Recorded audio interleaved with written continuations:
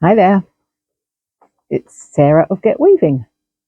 We're back from our holiday. We went to Cyprus, had a lovely time. There were kind of three things I wanted to do.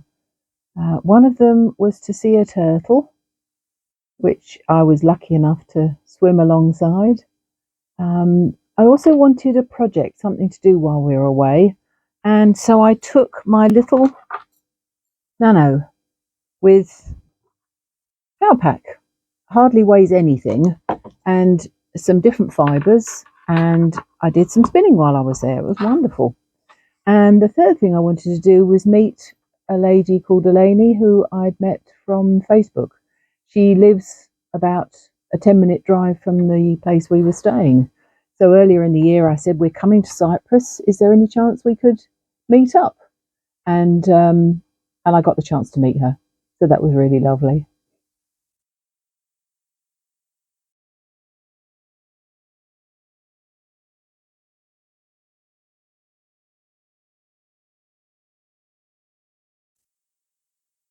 The spinning I wanted to do was partly because I've realised that some of my weaving is just a bit too thick for the summer. Our summers seem to be getting warmer, and a lot of the clothes that I make, this sort of thing, it's just too hot when the weather's hot.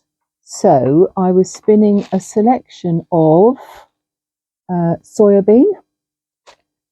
This is mint fibre, lovely colour.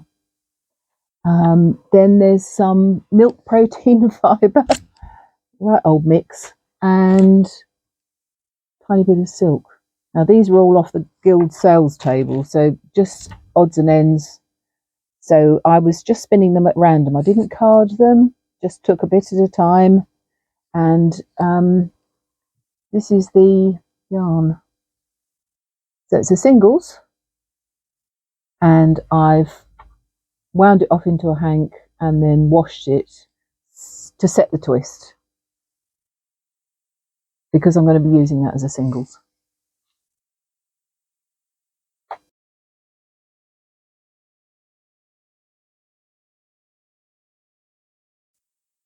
The ones that I was just showing, they are for the warp and a bit of texture for the weft. So this is silk noils.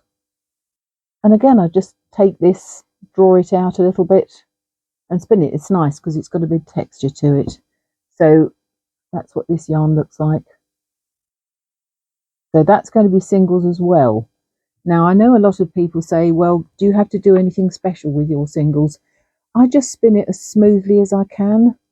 And then when I put it on the loom, I put it on a fairly loose set. So there's no friction in between the warps, and I allow a little bit extra perhaps in the width. So if it shrinks, it's not a problem. So I wove a small sample on my small Kronsky, and then I took it off and drew round it. So I knew exactly how big it was. And then I washed it. It's really lovely. It's very, very soft, very fine. This was 10 dent, and it has shrunk in a little bit. It's fine. So the outer line, the black line, is the original one, and the green one is how much it's shrunk. So I'll work out what that is, and I'll allow extra for the fabric. I'm going to make a sleeveless top, because I'd like to be able to wear all hand wovens. It's softened up really nicely. I'm ever so pleased with it.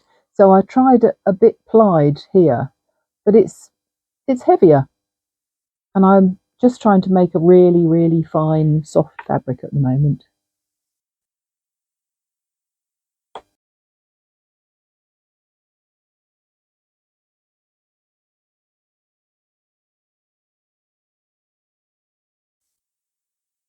The lady I was hoping to meet was taking part in a 3-day festival in Ayia Napa. It's all traditional food, dancing, singing, very, very popular. 39th year. We all think of Ayia Napa as being a sort of party town, but the produce stalls were astonishing. And the lady I was meeting, Elaine, was weaving in a traditional house. So it had grinding for cocoa and her weaving and a very old spinning setup I wasn't entirely sure about.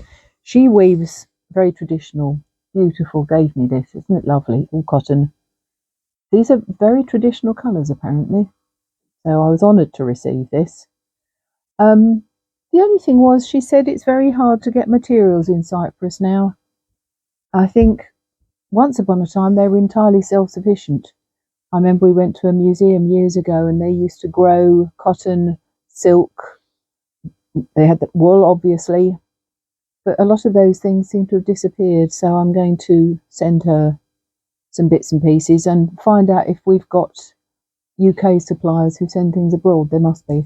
In the background here, there's a collar that I bought from a village called Lefkara, where they make lace and jewellery. So I've got some silver earrings on as well.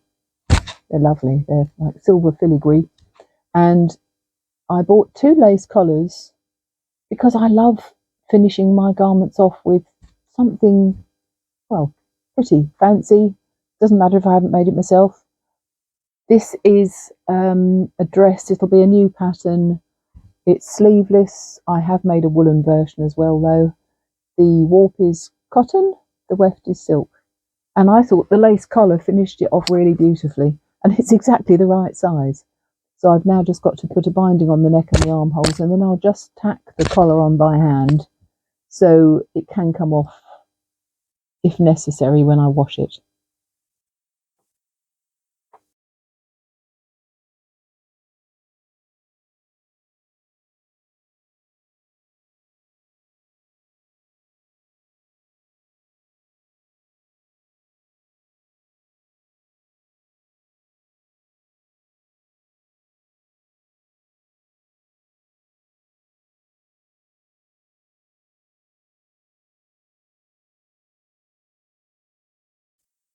So that's about it. That's an update for the moment.